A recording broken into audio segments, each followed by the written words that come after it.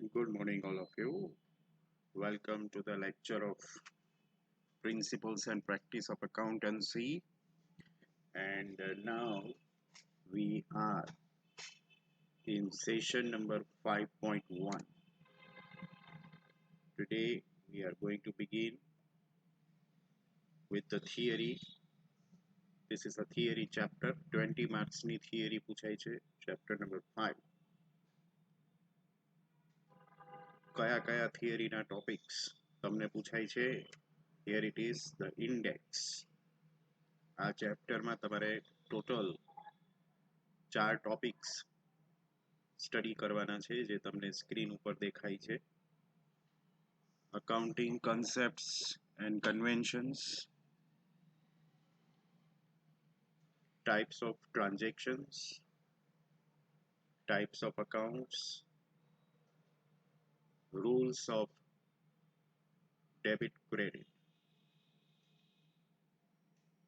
આ 4 ટોપિક્સ તમારે સ્ટડી કરવાના છે. એમાં પહેલો જે છે ત્યાંથી આજે આપણે સ્ટાર્ટ કરીએ.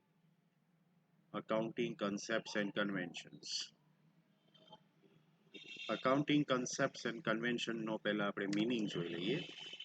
Here it is, the meaning of accounting concept or conventions. કોઈ પણ સબ્જેક્ટ હોય એ સબ્જેક્ટ જ્યારે સ્ટાર્ટ થાય ત્યારે આપણે અમુક ધારણાઓ કરતા હોઈએ છીએ, એઝમ્પશન્સ. બરાબર છે. એવી જ રીતે તમે કોઈ પણ થિયરિકલ પ્રિન્સિપલ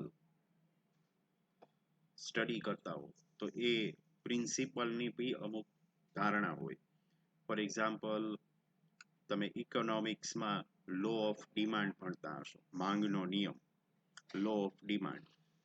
તો માંગના નિયમમાં એવી ધારણા કરવામાં આવે છે કે અન્ય પરિબળો યથાવત રહે ત્યારે ભાવ વધે તો માંગ ઘટે અને ભાવ ઘટે તો માંગ વધે.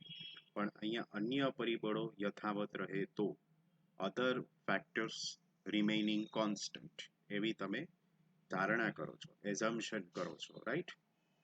તો એવી જ રીતે આપણો જે આ સબ્જેક્ટ છે અકાઉન્ટન્સી, એમાં પણ અમુક ધારણાઓ કરવામાં આવેલી છે, બેઝિક અકાઉન્ટિંગ એઝમ્પશન્સ, અને એના ઉપર જ આ આખો સબ્જેક્ટ ડેવલપ થયેલો છે. અને આ બધી એઝમ્પશન્સ એને ધ્યાનમાં રાખીને જ આપણે બધા ટ્રાન્ઝેક્શન્સ અકાઉન્ટ્સમાં રેકોર્ડ કરીએ છીએ. એને જુદા જુદા અનેક નામથી ઓળખવામાં આવે છે. અકાઉન્ટિંગ પ્રિન્સિપલ્સ કયો, અકાઉન્ટિંગ કન્સેપ્ટ્સ કયો, અકાઉન્ટિંગ કન્વેન્શન્સ કયો, ઘણા એને જનરલી એક્સેપ્ટેડ અકાઉન્ટિંગ પ્રિન્સિપલ્સ એવા નામથી બી ઓળખે છે. એ બધું એક જ થયું, સિદ્ધાંતો, નામાના સિદ્ધાંતો, અકાઉન્ટન્સીના સિદ્ધાંતો એ ડેવલપ કરવામાં આવ્યા છે.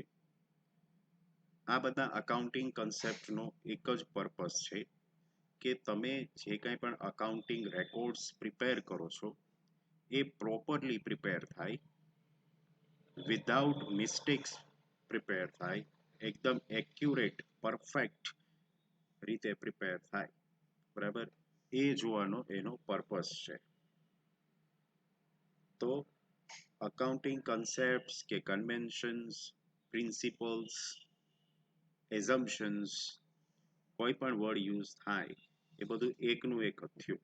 હિસાબી ધારણાઓ, હિસાબી સિદ્ધાંતો, ઘણા એને હિસાબી પ્રણાલિકાઓ એવા નામથી ગુજરાતીમાં ઓળખે છે, બધું એક જ થયું. કઈ કઈ અકાઉન્ટિંગ પ્રિન્સિપલ્સ કે એઝમ્પશન્સ છે? તો here is the list of accounting concepts. C, આટલા કન્સેપ્ટ્સ છે. There are total 10 accounting concepts developed. આ એક કન્સેપ્ટ્સ પૂછાય છે. જો આખો ક્વેશ્ચન 20 માર્ક્સમાં પૂછાય તો તમારે આ 10 કન્સેપ્ટ્સ જે છે એને શોર્ટમાં સમજાવવાના થાય. પહેલા મિનિંગ આપવાનો, બરાબર છે, અને પછી 10 નું આ લિસ્ટ આપી દેવાનું.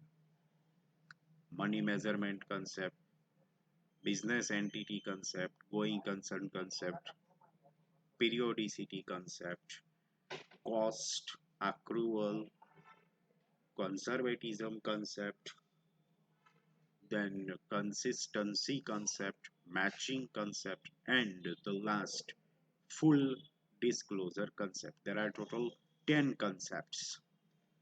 આ 10 કન્સેપ્ટ તમારે બધા શોર્ટમાં સમજાવવાના કે કયો કન્સેપ્ટ જે છે એ શું કહે છે. બહુ ઈઝી છે. એટલે ફૂલ ક્વેશ્ચન પૂછાય તો તમારે 10 સમજાવવા પડે, અને જો જે તે કન્સેપ્ટનું નામ લઈને પૂછાય તો ખાલી એટલો જ કન્સેપ્ટ તમારે સમજાવવાનો થાય. ફોર એક્ઝામ્પલ તમને પૂછે ડિસ્કસ મની મેઝરમેન્ટ કન્સેપ્ટ, તો તમારે ખાલી મની મેઝરમેન્ટ કન્સેપ્ટને જ સમજાવવાનું થશે. બરાબર? એટલે એક એક કન્સેપ્ટ શોર્ટ નોટમાં પૂછી શકાય, અને બધા કન્સેપ્ટ ભેગા કરી એક જ લોંગ ક્વેશ્ચન પણ બનાવી શકાય. બે રીતે તમારે આ જે કન્સેપ્ટ છે એ પ્રિપેર કરવાના છે. We have to see all the concepts one by one. We will start from the first concept, that is money measurement concept. Just look at the slide. What is the meaning of money measurement concept? According to this concept, only monetary transactions are recorded in accountancy and non-monetary transactions are ignored. તમને ખબર જ છે, transactions વ્યવહારોના બે પ્રકાર હોય, financial and non financial, નાણાકીય અને બિન નાણાકીય. બરાબર છે? એને જ મોનેટરી ટ્રાન્ઝેક્શન્સ અને નોન મોનેટરી ટ્રાન્ઝેક્શન્સ એવા નામથી બી ઓળખે છે. બરાબર? સો obviously in accounts we record only those transactions which can be expressed in terms of money, which can be monetarily expressed. These transactions are recorded. જે વ્યવહારોને તમે નાણાકીય રીતે માપી શકો તેમ હો એને જ તમે અકાઉન્ટ્સમાં રેકોર્ડ કરો છો. બિન નાણાકીય વ્યવહારો એટલે એવા વ્યવહારો કે જેમાં મની એક્સચેન્જ થતું નથી. બરાબર છે? બિન આર્થિક વ્યવહારો, બિન નાણાકીય વ્યવહારો એ અકાઉન્ટ્સમાં રેકોર્ડ થતા નથી. આને કહેવાય પહેલો કન્સેપ્ટ, મની મેઝરમેન્ટ કન્સેપ્ટ. જો કે આ એક લિમિટેશન પણ છે, કારણ કે બિઝનેસમાં ઘણા બધા ટ્રાન્ઝેક્શન્સ એવા હોય છે કે જે નોન મોનેટરી હોય છે અને ઇમ્પોર્ટન્ટ પણ હોય છે. But as per the accounting concept, we have to ignore those non-monetary transactions. Second concept જે છે, that is business entity concept. As per this concept, business અને business નો owner બે અલગ અલગ છે.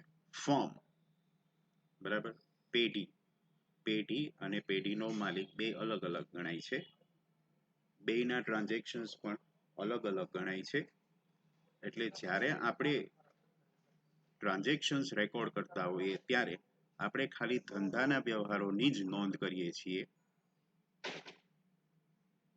ધંધાના માલિકના જે અંગત વ્યવહારો હોય એની આપણે નોંધ કરતા નથી. Only business transactions are recorded in accountancy. If the transaction is owner's personal, માલિકના અંગત વ્યવહારો હોય તો એની નોંધ આપણે હિસાબી ચોપડાઓમાં કરતા નથી. That is the idea behind business entity concept. Then comes third one, going concern concept. Going concern એટલે સતત ચાલુ રહેવું. અહીંયા આગળ તમે એવી એઝમ્પશન કરો છો, એવી ધારણા કરો છો કે તમે જે બિઝનેસ કરી રહ્યા છો એને તમે લાંબા સમય સુધી ચાલુ રાખશો. You are going to continue your business for a long period of time. You will not close in near future. નજીકના ભવિષ્યમાં તમે તમારો ધંધો બંધ કરી દેવાના નથી. ફોર એક્ઝામ્પલ, આપણે ઘસારો ગણીએ છીએ, બરાબર છે? તો દર વર્ષે માની લો આપણે 10% ઘસારો ગણતા હોય તો કે 15% ઘસારો ગણતા હોય તો એક વર્ષમાં તો બધો ઘસારો નથી જ આપણે માંડી વાળતા, દર વર્ષે થોડો થોડો ઘસારો માંડી વાળીએ છીએ. સીધી લીટીની પદ્ધતિએ ઘસારો ગણતા હોઈએ તો આપણે ખબર છે ને એક ફોર્મ્યુલા આવતી કે મિલકતની મૂળ કિંમત એના ભાગ્યા આપણે એનું અંદાજી આયુષ્ય બરાબર નંબર ઓફ યર્સ. માની લો એક મશીનરી છે એ આવતા 10 વર્ષ સુધી કામ આપવાની હોય તો આપણે ડિવાઇડેડ બાય 10 કરીને દર વર્ષે ઘસારો માંડી વાળીએ છીએ. એનો મિનિંગ શું થયો કે આવતા 10 વર્ષ સુધી તો આપણે આપણો બિઝનેસ ચાલુ રાખીશું જ. તો going concern means to continue for a long time. We will not discontinue in a short time. That is the meaning of going concern concept. Fourth concept in the list, periodicity concept. Time period સાથે connected છે periodicity concept. જો તમે માની લો કે આજે business start કરો છો, 5 વર્ષ સુધી તમે બિઝનેસ ચાલુ રાખો છો, તો એવું પોસિબલ છે કે 5 વર્ષ પછી તમે 5 વર્ષના ભેગા જ હિસાબો તૈયાર કરો એક સાથે? એવું કોઈ દિવસ પોસિબલ બને 5 વર્ષ પછી? અને પછી ત્યારે તમને ખબર પડે કે all the time you were running at loss, 5 વર્ષમાં તમારે લોસ જ જતો હતો, બરાબર છે? તો તમારી પાસે પછી કોઈ ઓપ્શન રહેતો નથી. એટલે થોડા સમયે તમારે તમારા વાર્ષિક હિસાબો બનાવવા જોઈએ. બધા અકાઉન્ટ્સ પહેલા ક્લોઝ કરો, બધાની ક્લોઝિંગ બેલેન્સ ફાઇન્ડ કરો, પછી એના ઉપરથી તમે ટ્રાયલ બેલેન્સ પ્રિપેર કરો, રાઈટ? કાચું સર્વે બનાવો, પછી એમાં જે કંઈ પણ હવાલા નાખવાના હોય, જે કંઈ એડજસ્ટમેન્ટ્સ કરવાના હોય એ બધા એડજસ્ટમેન્ટ્સ કરી અને તમે ફાઇનલ અકાઉન્ટ્સ બનાવો. આવું તમે દર વર્ષે કરો છો, દર વર્ષે એકવાર. Time period is decided. Every 12 months, you close all the accounts. And generally, we close our accounts after 31st March. હવે જનરલી દર 12 મહિને તમે વાર્ષિક હિસાબો બનાવો અને પછી પ્રોફિટ લોસ ફાઇન્ડ કરો, બેલેન્સ શીટ બનાવો, તો 12 મહિનાનો ટાઈમ જે છે that is a reasonable time. Sole trading forms હોય, પાર્ટનરશિપ ફોર્મ હોય, એ એવરી 12 મંથ્સ પોતાના ફાઇનલ અકાઉન્ટ્સ બનાવે. In case of joint stock companies, they prepare final accounts after every 3 months. દર 3 મહિને એ લોકો પોતાના અકાઉન્ટ્સ ક્લોઝ કરે, પ્રોફિટ એન્ડ લોસ અકાઉન્ટ બનાવે, બેલેન્સ શીટ બનાવે, આવું દર 3 મહિને કરે. એટલે આખા વર્ષમાં 4 વખત તો એ લોકો અકાઉન્ટ્સ ક્લોઝ કરે અને 5મી વખત આખા વર્ષના બનાવે. એટલે કોઈ પણ કંપનીમાં 5 વાર ફાઇનલ અકાઉન્ટ્સ બને.